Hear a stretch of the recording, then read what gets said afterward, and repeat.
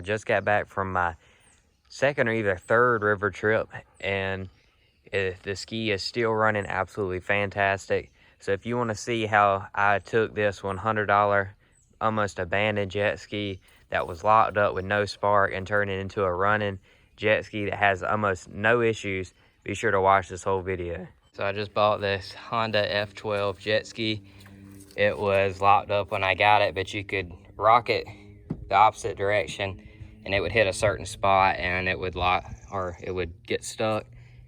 So I put some Marvel Mystery Oil in the first cylinder, which is the one that had gotten water in it, and some just deep creep, and let it sit for 2 hours. And I came out here with the adjustable wrench right there and was trying to rock it back and forth, and I could tell it was getting a little bit better. And then I wanted to see if the gauges worked, so I hit the button and hit the wrong one, and it ended up turning over, which is crazy. I thought I was going to end up parting it out, but it seems like it should be pretty decent. So pumping from the dipstick hole, I started to hit a little bit browner oil at the end, but it's still pretty much completely full of water. I'm going to move to the bottom area and pump it from there to make sure I have everything. So I got this pump from Walmart. It was like $7 to pump the oil out of this jet ski. And as you can see, it's completely mixed with water. And then down here, for the first little bits that's gonna come out, is actually just straight water. So I've been working on this Honda jet ski a little bit more and started checking continuity at like the kill switch and just along different wires. And the reason why I never had spark was on my coil fuse. All these are really nasty. It was actually like sprung or something, and I wasn't getting continuity between these two wires. So I stuck a paper clip in there and started getting fire. So I clamped the like plugs to make them tighter and then put the fuse back in it, and it now has spark.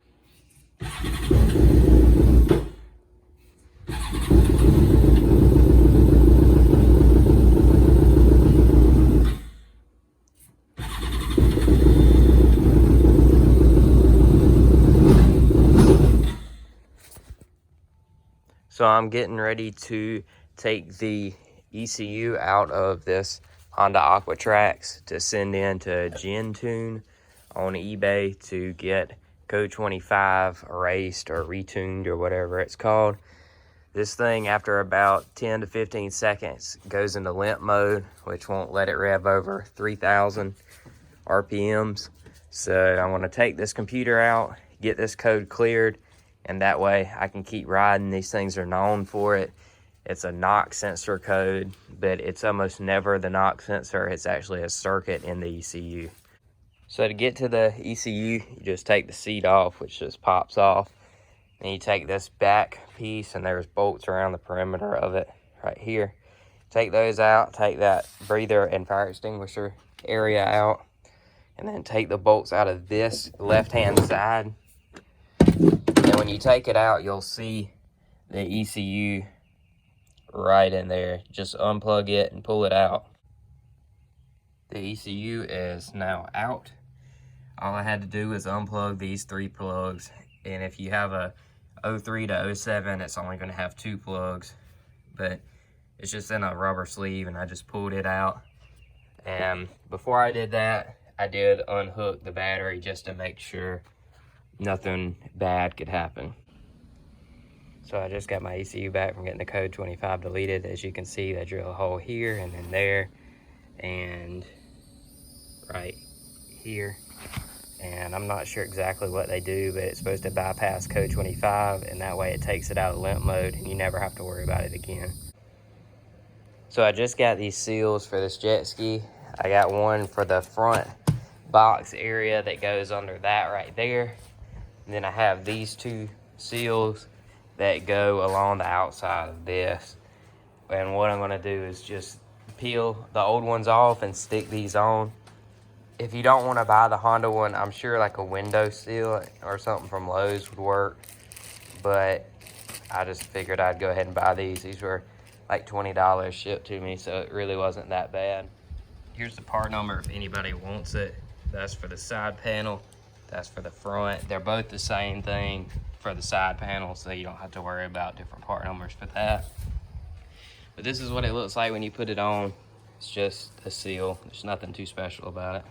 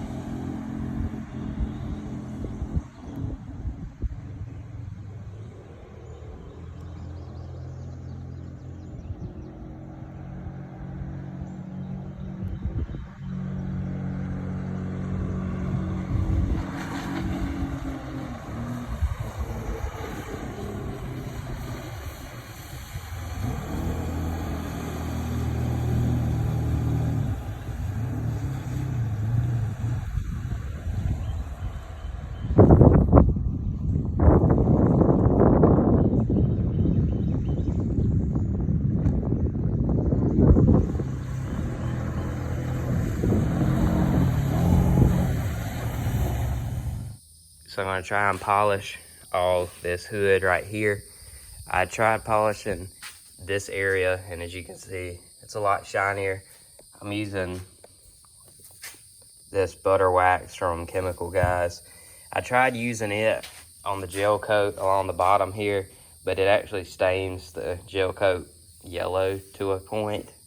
So I'm not gonna do that, and I'm sure there's a very obvious reason why. I'm sure someone's screaming at the TV right now, but I'm just not gonna do it and just get some gel coat polish that's like white tinted or whatever.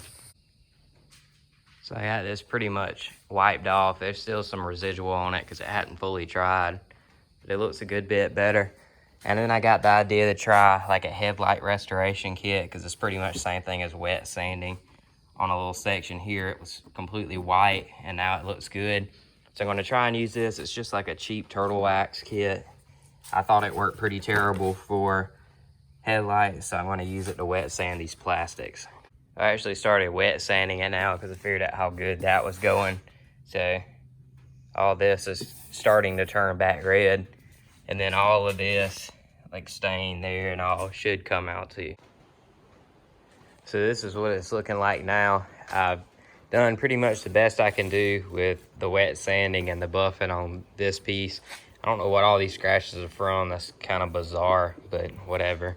But yeah, the plastics look a whole lot better than they did. They're still far from perfect, but I'm gonna work on getting these old registration numbers off so I can match my new ones.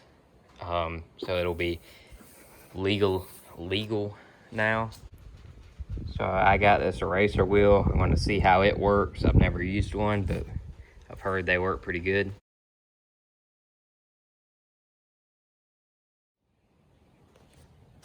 So it is working, not too wonderful. It's gonna take forever, and the wheel's already starting to look worn, so I don't know about this. So as I was able to actually test this jet ski out 2 days ago. It actually ran perfect for a couple hours. The problem is it's only able to go like 37 or so, and according to the Facebook group, I should be at least low 50s. So I went through and I checked